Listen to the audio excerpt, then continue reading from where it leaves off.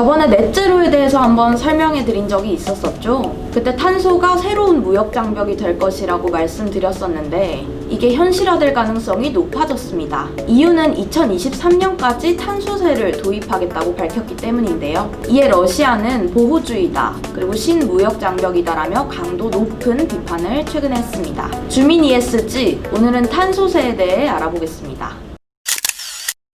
탄소세, 정확하게 말하자면 탄소 국경세는 쉽게 말해서 탄소 배출량 규제가 느슨한 국가에서 수입한 상품에 그만큼 텍스를 더 붙이겠다는 얘기입니다. 수년간 탄소세 도입에 대한 논의는 이어져 왔지만 작년 12월 그린딜이 채택된 이후로 이게 현실화될 가능성은 매우 높아졌는데요. 지금도 EU가 기후변화에 앞장서고 있잖아요. EU는 2050년까지 넷제로 대륙을 만들겠다고 선언하기도 했습니다. 그런데 이 기후위기에 대응하면서 자국 기업들의 가격 경쟁력이 떨어진다는 우려도 존재합니다.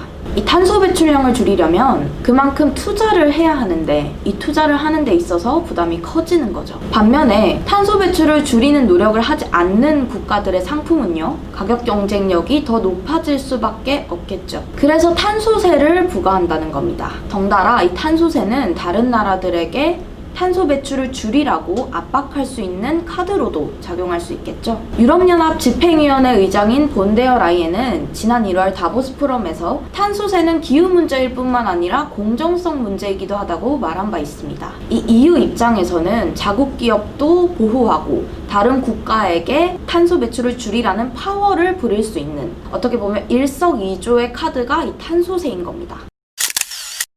근데 내외부에서 반발이 좀 만만치 않습니다. 석유화학, 철강, 알루미늄 등 탄소 배출량이 많은 업종들은 환영하는 모양새입니다. 중국, 한국 등 대형 생산국들과 가격 경쟁력에서 비교적 우위를 가져갈 수 있기 때문인데요. 반면 우려도 존재합니다. 수출을 많이 하는 자동차 분야의 경우 타국가로부터 보복 관세를 당할 수도 있기 때문인데요. 이에 독일은 탄소세는 빠르게 보호주의로 가는 관문이 될 수 있다며 우려를 표하기도 했습니다. 또 석탄 에너지 의존도가 높은 폴란드, 헝가리, 체코 같은 동유럽 회원국들도 석탄 산업을 접고 있긴 하지만 이 그린딜에 따른 부담을 느끼기는 마찬가지입니다.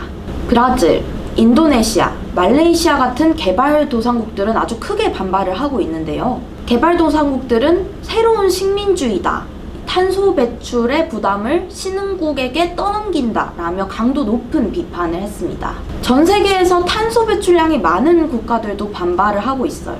중국, 미국, 러시아 등 이 패권 국가들의 반발은 공식 석상에서 계속 이뤄지고 있습니다. 중국은 환경을 명분으로 한 새로운 무역 무기라며 이 탄소세 부과 시 보복 조치는 불가피하다고 밝힌 바 있고요. 이 미국의 트럼프 대통령 또한 기후변화는 사기라면서 탄소세 도입 주장을 묵살해왔습니다. 올해 봄에 윌버로스 미국 상무장관은 새로운 무역 장벽이라면서 도입을 강행할 경우 보복 조치를 취할 것이라는 방침을 밝힌 바도 있는데요. 러시아 또한 공식 석상에서 자국 보호주의라며 강도 높은 비판을 했습니다. EU의 그린딜 정책은 그저 경쟁 우위를 강화하기 위한 전략 중 하나일 뿐이라면서요. 기후 위기를 정말 지키려는 것이 아니라 다른 나라의 교역에서 우위를 점하려는 전략 중에 하나라고 본 거죠. 근데 최근 이 탄소세 도입이 급물살을 타고 있습니다. 아까 전에 나라들의 반응을 보면은 도입을 할 수 있을까 싶긴 한데요. 11월 달에 미국 대선이 있잖아요. 바이든은 트럼프와 다른 노선을 가지고 있기 때문입니다. 상황이 역전될 여지가 아주 크다는 거죠. 조 바이든 미국 민주당 대선 후보는 2025년까지 탄소세를 도입하겠다고 밝히면서 이 EU와 동맹을 공고히 하는 동시에 중국을 탄소세로 압박하겠다는 카드를 내걸었습니다. 이 미국까지 탄소세 도입에 협력한다면 아주 빠른 시일 내로 탄소세는 도입될 전망입니다. 탄소세 도입에서 좀 걸림돌이 됐던 게 WTO의 이중규제 항목과 전면 배치된다라는 지점이었는데요. 그런데 유럽과 미국이 손을 잡게 된다면 이런 도입 논의에는 속도가 더 붙을 것으로 예상이 됩니다. EU를 무시할 수 없는 이유 중에 하나는 세계 최대 시장 중 하나이기 때문입니다. EU는 인구 5억 명, 전 세계 GDP의 약 24%를 차지하는 세계 최대 시장 중 하나인데요. 우리나라에게는 중국, 미국에 이은 제3위 교역 상대이기도 합니다. 주요 수출 품목으로는 선박, 자동차, 무선전화기 등과 석유화학, 합성원료 등이 있습니다.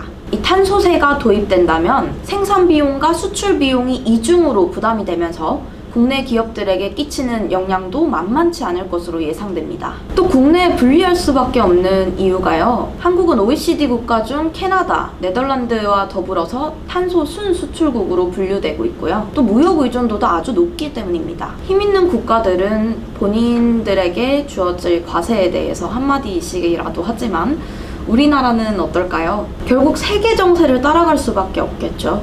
그나마 다행인 건 국내에서 지금 온실가스 배출권 거래제를 하고 있다는 건데요.